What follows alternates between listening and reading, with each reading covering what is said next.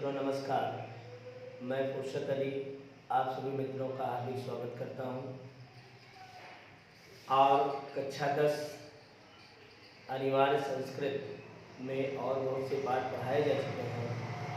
एक आज परीक्षा के दृष्टिकोण से मेरे जहाँ तक दिमाग में आया है कि एक पाठ ऐसा है जो इस बार परीक्षा में निश्चित रूप से आने के पूरे चांसेस हैं और वो पाठ अंतिम पाठ है। पाठ का नाम जीवन सूत्राणी। आइए इस जीवन सूत्राणी नामक पाठ को हम लोग पढ़ते हैं। प्यारे विद्यार्थियों, यह जानना हमें बहुत जरूरी है कि कौन सा पाठ परीक्षा में आ रहा है, कौन सा पाठ नहीं आ रहा है, आने वाला है, ये ध्यान रखना है, क्योंकि इसके आधार पे ही हम सफल होने के पूरे प्रयास करते हैं। तो जीवन सूत्राणी नामक पाठ अगर आप पढ़ेंगे तो पूरी उम्मीद बनती है कि मान लीजिए अनिवार्य संस्कृत में जो कुल पाठ दिए हैं, इन पाठों में से 2 प्रश्न आते हैं। ध्यान दीजिएगा, एक ही प्रश्न के 2 प्रश्न बनते हैं। एक ऊपर देगा, एक अथवा करके नीचे प्रश्न देता है। तो 2 में से आपको एक का अनुवाद करना होता है। एक वाला मान लीजिए नहीं आता है तो एक नीचे जो दिया रहता है अथवा में, वो श्लोक के अंतर्गत देता है।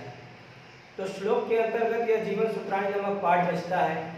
अगर मान लीजिए किसी कारणवश कोई ऐसा पाठ जो आपको न समझ में आ रहा हो और जीवन सूत्राणी पाठ अगर आप पढ़े रहेंगे तो वहाँ से आपको जो है परीक्षा में नंबर मिलेंगे।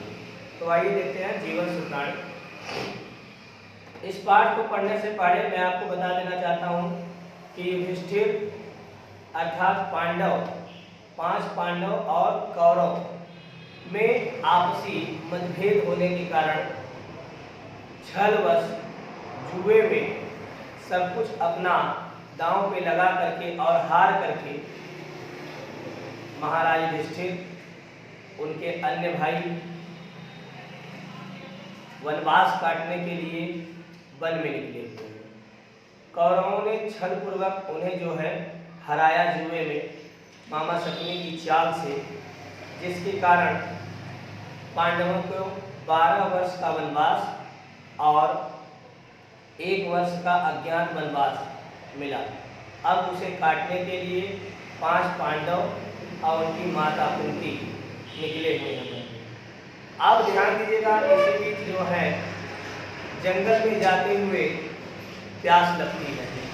महाराज युधिष्ठिर जो इस समय सबसे बड़े भाई के रूप में विराजित हैं, उन्होंने प्यास से व्याकुल होकर के अपने भाइयों से कहा कि अपने एक भाई से कहा कि भाई मुझे प्यास लगी है, इस घने जंगल में पानी तो है नहीं, लेकिन फिर भी प्रयास करो कहीं से जल ढूंढो और ला करके मुझे दो, जिससे मैं अपनी तृष्णा बुझा सकूं।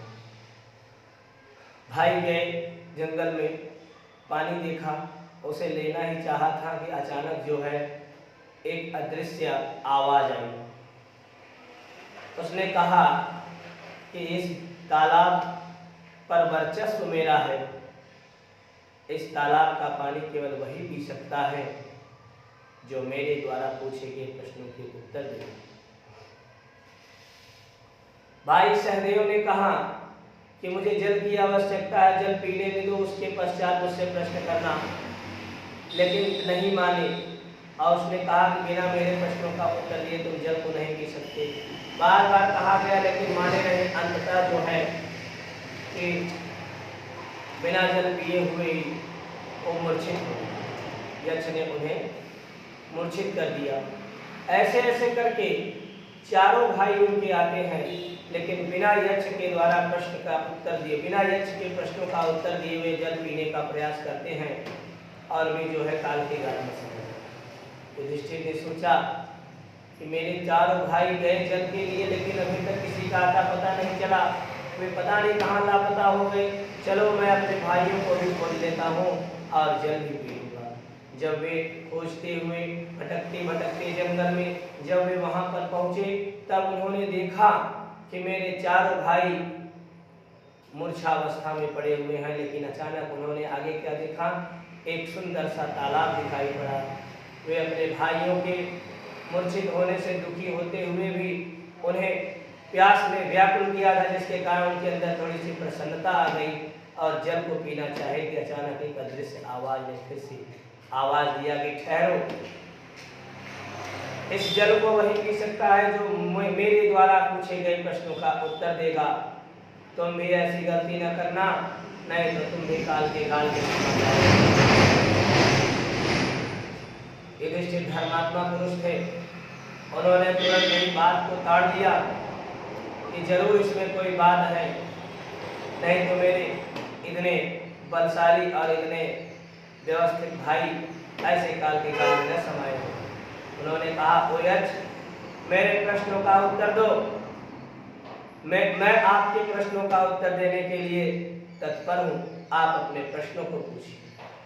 तो जीवन से संबंधित सूत्रों के माध्यम से यक्ष ने युधिष्ठिर से जो प्रश्न किया है, उसी प्रश्न के आधार पर यह जो है पाठ चलाया जाना। इस पाठ में यक्ष द्वारा, इस जीवन सूत्राणी नामक पाठ में यक्ष द्वारा पूछे गए प्रश्नों का संकलन है और यक्ष द्वारा पूछे गए प्रश्नों के संकलन का उत्तर देने के लिए युधिष्ठिर बड़े ही बेबाकी से, बड़े ही चतुराई से, बड़े ही बुद्धिमत्ता से किस प्रकार से यक्ष द्वारा पूछे गए कठिन कठिन प्रश्नों का उत्तर बड़े ही सहज स्वभाव से देते हैं और उसका परिणाम क्या निकलता है, आइए हम लोग अपने पाठ जीवन सूत्राणी नामक पाठ पर ध्यान देते हैं। पहला श्लोक देखिए, लिखा है कि यक्ष युधिष्ठिर से प्रश्न कर रहा है कि किंचित गुरुतरम भूमि, किंचित उच्चतरम चखात, किंचित शीघ्रतरम वातात् और किंचित बहुतरम तृणात्। ये देखिए पहला इसका प्रश्न था। एक एक श्लोक में ध्यान दीजिएगा मित्रों, चार चार प्रश्न हैं। यक्ष ने एक एक श्लोक से, एक एक श्लोक के माध्यम से चार चार प्रश्नों से अवगत कराया है और उनके प्रश्नों का उत्तर युधिष्ठिर किस प्रकार से देते हैं, आइए समझते हैं। तो पहला श्लोक देखिए, लिखा था किंचित गुरुतरम भूमि, किंचित उच्चतरम चखात, किंचित शीघ्रतरम वातात् और किंचित बहुतरम तृणात्। ये देखिएगा प्रश्न था। आइए इस प्रश्न का उत्तर, इस प्रश्न को सुनने से पहले, इस प्रश्न को जानने से पहले हम लोग इसका संदर्भ जान लेते हैं। आप संदर्भ लिखेंगे, प्रस्तुत श्लोक हमारी पाठ्य पुस्तक संस्कृत खंड में संकलित जीवन सूत्राणी नामक पाठ से लिया गया है। या इसको और बढ़ा चढ़ा करके भी आप बता सकते हैं। प्रस्तुत श्लोक हमारी पाठ्य पुस्तक हिंदी अनिवार्य संस्कृत में वाणी जीवन सूत्राणी नामक पाठ से उद्धृत है।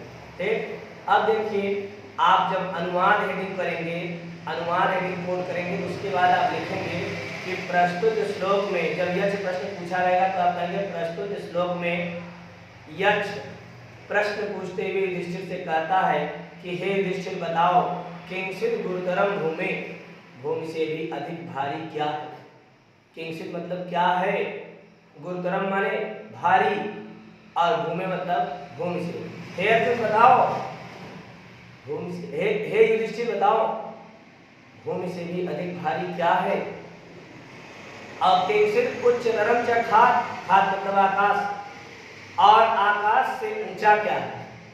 उच्चतरम माने ऊंचे से ऊंचा क्या है, खात मतलब आकाश से। युधिष्ठिर आप मेरे प्रश्नों का उत्तर देते हुए कहिए कि भूमि से भी अधिक भारी क्या है और आकाश से भी ऊंचा क्या है। इसी में तीसरा प्रश्न करते हैं। यक्ष कहता है कि किंचित शीघ्रतरम वातात्, वात मतलब होता है हवा, हवा से भी अधिक तेज, शीघ्रतरम मतलब तेज से तेज चलने वाला क्या है। ऐसी कौन सी वस्तु है जो हवा से भी अधिक तेज चलती है। ध्यान दीजिएगा, फिर से बता रहे हैं, किंचित गुरुतरम भूमि, भूमि से भी अधिक भारी क्या है, तथा किंचित उच्चतरम चखात, तथा आकाश से भी अधिक ऊंचा क्या है, और किंचित शीघ्रतरम वातात्, हवा से भी अधिक तेज चलने वाला क्या है।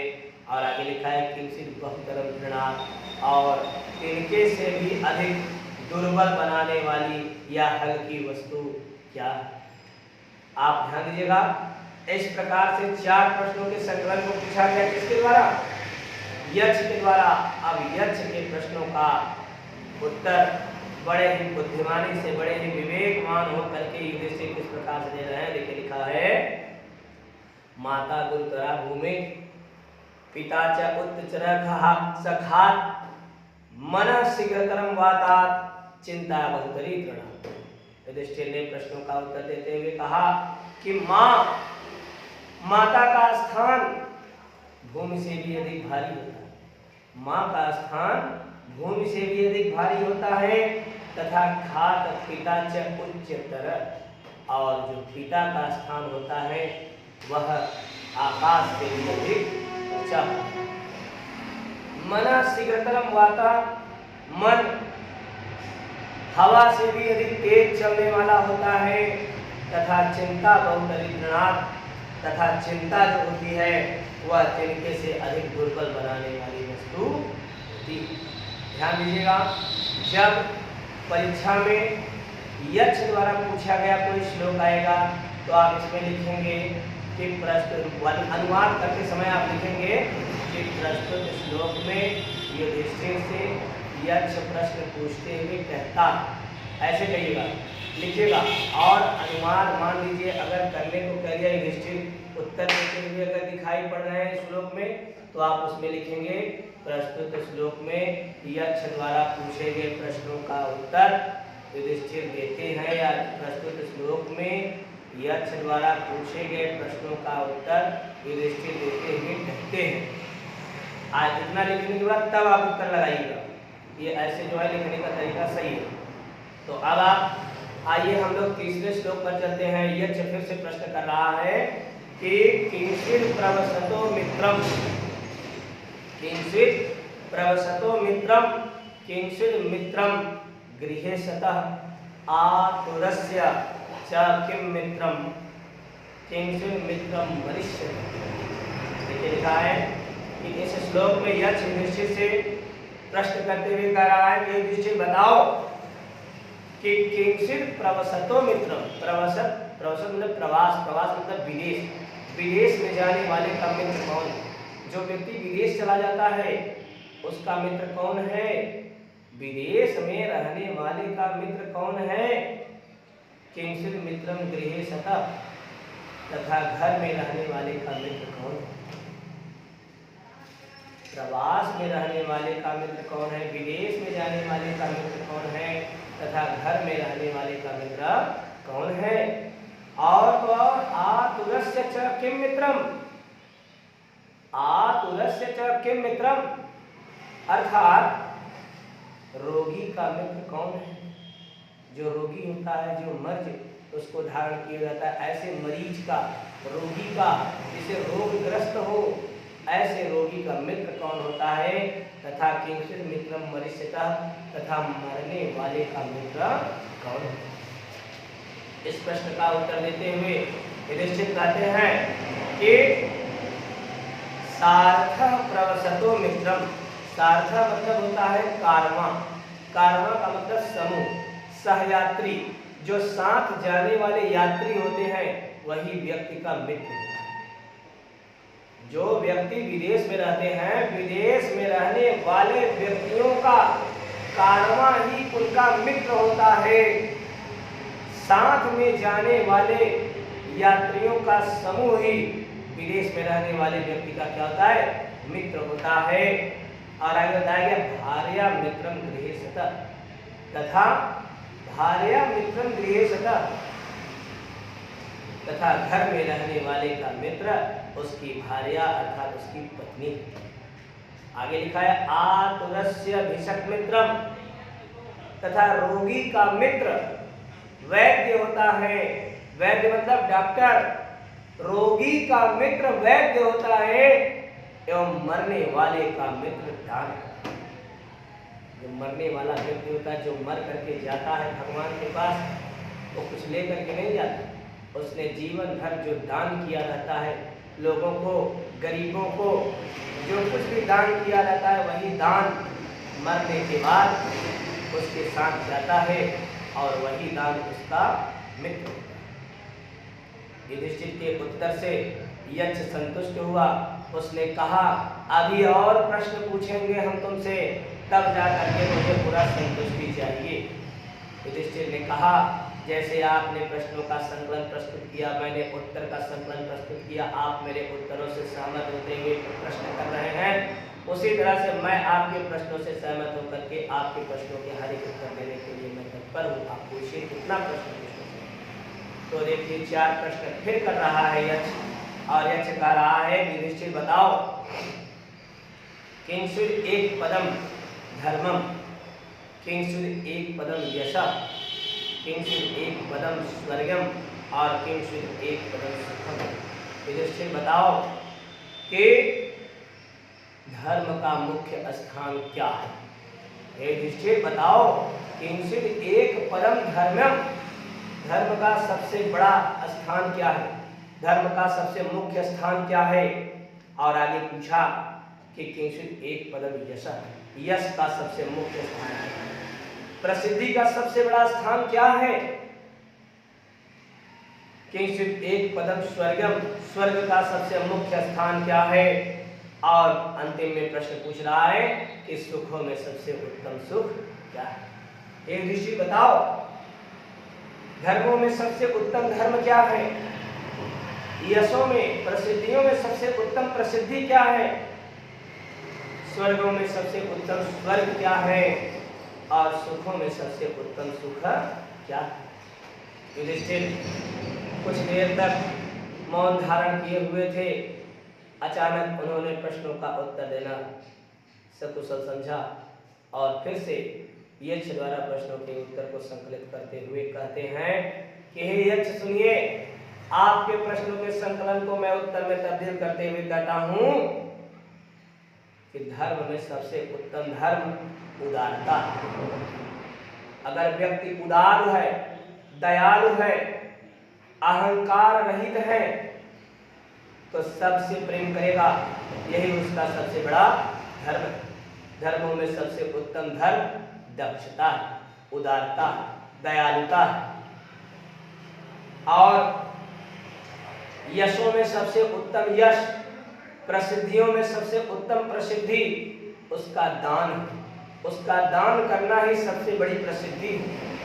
और स्वर्गों में सबसे उत्तम स्वर्ग सत्यता है। स्वर्ग का सबसे मुख्य अर्थ सत्य है, स्वर्ग का सबसे मुख्य अर्थ सत्य है। और सुखों में सबसे उत्तम सुख शील है, सुखों में सबसे उत्तम सुख शील है। शीलता, शीलवान बने रहना ही सबसे बड़ा सुख। यक्ष ने अगला प्रश्न किया कि बताओ, धान्यानाम उत्तमम किंचित, अन्नों में सबसे उत्तम अन्न क्या है। अन्न मतलब अनाज। युधिष्ठिर बताइए, अन्नों में सबसे उत्तम अन्न क्या है। धनानाम स्यात् किम उत्तमम, धनों में सबसे उत्तम धन क्या है। लाभानाम उत्तमम किम, लाभों में सबसे उत्तम लाभ क्या है। और सुखानाम किम उत्तमम, सुखों में सबसे बड़ा सुख क्या है। जब ये प्रश्न किए तो युधिष्ठिर फिर उसके प्रश्नों का उत्तर देते हुए कहते हैं कि धान्यानाम उत्तमम दाक्षम। उन्होंने कहा कि अन्नों में सबसे उत्तम अन्न चतुरता, अन्नों में सबसे उत्तम अन्न चतुरता है। और धनों में सबसे उत्तम धन शास्त्र, श्रुतम, धनों में सबसे उत्तम धन शास्त्र है। लाभानाम श्रेयम आरोग्यम, लाभों में सबसे उत्तम लाभ आरोग्य है। रोग रहित होना ही सबसे बड़ा लाभ, क्योंकि अगर हमारे अंदर रोग का संचार हो जाएगा तो हमें कहाँ लाभ होगा, धीरे धीरे क्षीणता ही प्रतीत होती रहेगी। इसलिए अगर लाभों में सबसे उत्तम लाभ का अगर आप प्रश्न पूछे हैं तो लाभों में सबसे उत्तम लाभ आरोग्य है, रोग रहित होना है, यही सबसे बड़ा लाभ है। और सुखों में सबसे उत्तम सुख संतुष्टि है। व्यक्ति सुखी तभी होता है जब उसे संतुष्टि होती है, संतुष्ट होना ही सबसे बड़ा सुख है।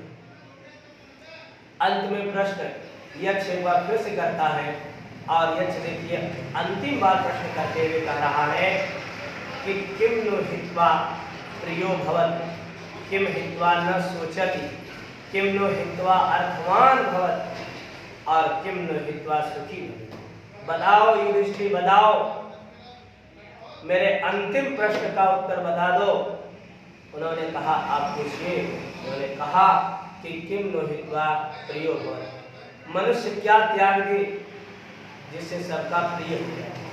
ऐसी कौन सी वस्तु है कि मनुष्य अगर उसे त्याग दे तो वो सबका प्रिय हो जाता है। ध्यान दीजिएगा, यक्ष द्वारा पूछे गए प्रश्न बड़े हाईलाइटेड हैं। ये अंतिम पैराग्राफ जो मैं आपको पढ़ाने जा रहा हूँ, ये परीक्षा में कई बार आया है। यहाँ से बहुत ज़्यादा परीक्षा में प्रश्न आते हैं, इसलिए ये पैराग्राफ आप जरूर याद रखिएगा। लिखा है कि यक्ष प्रश्न करता है किम नो हित्वा प्रियो भवत, मनुष्य क्या त्याग दे, मनुष्य क्या छोड़ दे जिससे मनुष्य सबका प्रिय हो जाए। ऐसी कौन सी वस्तु है जिसे त्यागने पर मनुष्य सबका प्रिय हो जाता है। और किम नो हित्वा न सोचे, और क्या त्याग दे मनुष्य जो कभी शोक नहीं। ऐसी कौन सी वस्तु है जिसे अगर मनुष्य छोड़ दे, त्याग दे, तो कभी शोक नहीं करता, उसे कभी संतप्त नहीं होता, कभी तकलीफित नहीं होता, कभी दुख नहीं होता उसे। और तो और किम नो हित्वा अर्थवान भवत, ऐसी कौन सी वस्तु है जिसे छोड़ दिया जाए, जिसे त्याग दिया जाए तो धनवान बना जा सकता है। और किम नो हित्वा सुखी भवे, और क्या छोड़ दें जिससे मनुष्य सबका सुखी हो, जिससे मनुष्य सब प्रकार से सुखी हो जाता है। यक्ष ने युधिष्ठिर से प्रश्न करते हुए कहा कि क्या त्याग दिया जाए जिससे मनुष्य सबका प्रिय हो जाए, क्या छोड़ दें जिससे मनुष्य शोक न करे, क्या छोड़ दे, क्या त्याग दे जिससे धनवान बन जाता है, और क्या त्याग देता है मनुष्य जो सुखी हो जाता है। यक्ष के प्रश्नों का बड़ी बारीकी से उत्तर देते हुए युधिष्ठिर कहते हैं कि मानव हित्वा प्रियो भवत, अगर मनुष्य अहंकार छोड़ दे, अगर मनुष्य अहंकार छोड़ दे तो वो सबका प्रिय हो जाता है। आज व्यक्ति के अंदर द्वेष की भावना, आज व्यक्ति के अंदर ईर्ष्या की भावना, आज व्यक्ति से जल रहा है, व्यक्ति को देखना तक नहीं चाह रहा है। इसका एक कारण यही है अहंकार। हे यक्ष, हे अदृश्य आत्मा, अगर मनुष्य अहंकार को छोड़ दे, मान को छोड़ दे, घमंड को छोड़ दे, मद को छोड़ दे तो वह सबका प्रिय हो जाता है। और क्रोधम हित्वा न सोचति, अगर व्यक्ति क्रोध करना बंद कर दे तो कभी शोक नहीं करता, कभी तकलीफ में नहीं पड़ता, कभी दुख में नहीं पड़ता, क्योंकि क्रोध में किया गया कार्य ही पछतावे की जड़ है। व्यक्ति पछताता कब है, व्यक्ति शोक में कब जाता है, जब उसके द्वारा किया गया कार्य हो जाता है। अब क्रोधावस्था में आकर के किया गया कार्य हमेशा व्यक्ति के पछतावा का केंद्र होता है। इसलिए हे अदृश्य आत्मा, अगर मनुष्य क्रोध को त्याग दे, अगर मनुष्य क्रोध करना बंद कर दे तो वह कभी शोक नहीं करता, कभी दुख नहीं करता। और तो और कामम हित्वा अर्थवान हो, और अगर मनुष्य कामनाओं को छोड़ दे, इच्छाएं जो मन में नाना प्रकार की आती हैं, अनेकों प्रकार की इच्छाएं मन में बलवती रहती हैं। जब तक मनुष्य गहरी अवस्था में सो नहीं जाता तब तक उसे कुछ न कुछ उसके मन में इच्छाएं चलती रहती हैं। इसलिए कामम हित्वा अर्थवान हो, अगर मनुष्य इच्छाओं को सीमित कर ले, अगर मनुष्य इच्छाओं पर विजय प्राप्त कर ले, अगर मनुष्य इच्छाओं पर विजय प्राप्त करते हुए इच्छाओं को करना बंद कर दे तो वह धनवान है।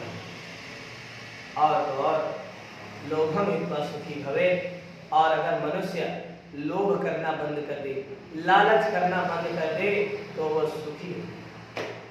यक्ष के प्रश्नों से युधिष्ठिर ने बड़े ही बारीकी से प्रश्न का उत्तर दिए और यक्ष द्वारा पूछे गए समस्त प्रश्नों का उत्तर जान करके वह बड़ा ही प्रसन्न हुआ और उसने यक्ष ने युधिष्ठिर के भाइयों को जिंदा करने के लिए भी एक शर्त रखा।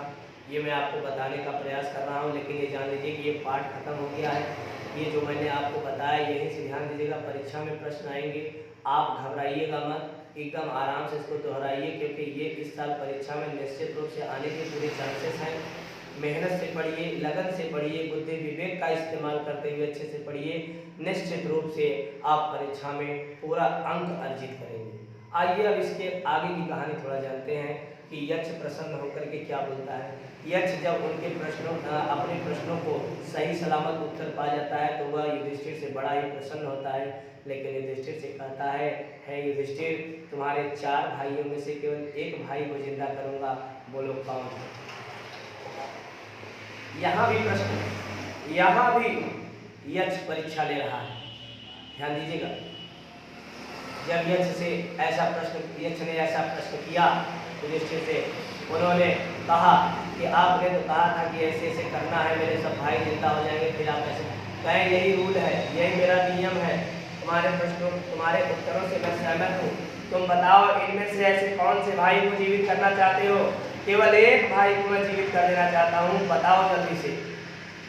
युधिष्ठिर ने सोच विचार करके कहा, हे अदृश्य आत्मा, आपका ही सब कुछ लग रहा है, मेरा तो कुछ नहीं लग रहा है, फिर भी मैं आपसे यही विनती करता हूँ हाथ जोड़ करके कि अगर मेरे आप एक भाई को जीवित करना चाहते हैं तो मेरे नकुल भाई को जीवित कर दीजिए। यक्ष ने कहा, ओ युधिष्ठिर, पगला गए हो क्या, पागल हो गए हो क्या? हाँ, अरे भाई, जो संपूर्ण विश्व का नंबर 1 धनुर्धर अर्जुन को तुमने क्यों नहीं चुना, उसे क्यों नहीं जीवित करना चाहते, जिसके हाथों में, जिसके भुजाओं में 16,16 हजार हाथियों का बल है, ऐसे भीम रूपी भाई को जीवित क्यों नहीं करना चाहते हो, बोलो, तुमने नकुल को ही क्यों चुना। युधिष्ठिर ने बड़े ही अच्छे से जवाब दिया, कहा, हे अदृश्य आत्मा, मेरे पिता ने 2 शादियां की थी, 2 विवाह किए थे, एक राजमाता कुंती और एक माता माद्री। मैं राजमाता कुंती का पुत्र युधिष्ठिर, मेरे छोटा भाई भीम, उससे छोटा भाई अर्जुन, 3 भाई थे, और मेरी दूसरी माता माद्री से 2 भाई हुए, 2 पुत्र हुए, नकुल और सहदेव। आपने एक पुत्र को जीवित करने का वचन दिया, इसलिए मैं भी बाध्य हूँ। मैं जंगल में हूँ, कल मैं जंगल से जब निकलूंगा, घर के लिए प्रस्थान करूंगा, मेरी माद्री जो माँ है वो मेरे पास आकर के पूछेगी कि तुम तीनों भाई दिखाई दे रहे हो, मेरे बच्चे कहाँ हैं, तो मैं क्या जवाब दूँ। मैं अपनी उस माता की कोख को उजड़ने से बचा रहा हूँ, मैं अपनी उस माता को दिए गए वचन को विमुख न होने दूं, इसलिए मैं अपने भाई नकुल को चुना हूँ। अगर मेरी माता कुंती मुझे देख करके हर्षित होगी तो मेरी माता जो माद्री है वो भी अपने एक पुत्र को देख करके हर्षित होगी कम से कम, इसलिए मैं अपनी माँ की कोख को उजड़ने से बचा रहा हूँ। इतना सुनते ही यक्ष प्रसन्न हो जाता है। उसने कहा, साधु वीर साध, तुम ही सच्चे वीर हो, तुम ही एक सच्चे योद्धा हो, तुम ही एक समझदार और धर्मात्मा पुरुष हो। मैंने तुम्हारी परीक्षा लेनी चाहिए। मुझे देवताओं ने यह आदेश दिया था कि जंगल में रहते हुए धर्मराज युधिष्ठिर की परीक्षा ली जाए, क्या वे वाकई में धर्मराज के पुत्र हैं कि केवल नाम टेम लगा करके घूमने वाले हैं। आज मैं आपसे कहता हूँ कि आप सफल हुए, मेरे द्वारा सभी प्रश्नों के उत्तर में देने में आप सफल हुए, इस परीक्षा में पास हुए। मैं इससे प्रसन्न हो करके मैं एक छोटी सी परीक्षा लिया था, उस परीक्षा में पास हुए। अब मैं आपके 4 भाइयों को जीवित करता हूँ, और उन्होंने उनके 4 भाइयों को जीवित किया। और इस प्रकार से यह जीवन सूत्राणी नामक पाठ आप सभी विद्यार्थियों तक पहुँचाने का मैंने भी जो प्रयास किया उसमें कितना हद तक सफल हुआ हूँ। प्रिय मित्रों, प्रिय विद्यार्थियों, आप लोग कमेंट में जरूर लिखिएगा, क्या ये पाठ पढ़ाने में मैं भी आप लोगों को सफल हुआ हूँ कि नहीं हुआ हूँ। मैं तब तक के लिए आपसे जो है कि विदा लेता हूँ। अगले ही कुछ समय बाद मैं आप लोगों के सम्मुख फिर से यूपी बोर्ड कक्षा 10 विषय हिंदी के आधार पर कुछ न कुछ नया टॉपिक लेकर के पहुँचूंगा। और ध्यान दीजिएगा, जल्द से जल्द मैं हिंदी विषय को खत्म करके संस्कृत विषय रोजाना 2 चैप्टर या 2 टॉपिक पर जरूर से जरूर 2-2 वीडियो दे करके 1-1.5 महीने के अंदर आपकी कक्षा 10 की जो संस्कृत पूरी विषय है, पूरे विषय को समावेश करके खत्म करने का मैं प्रयास करूंगा। तब तक आप सभी मित्रों को नमस्कार।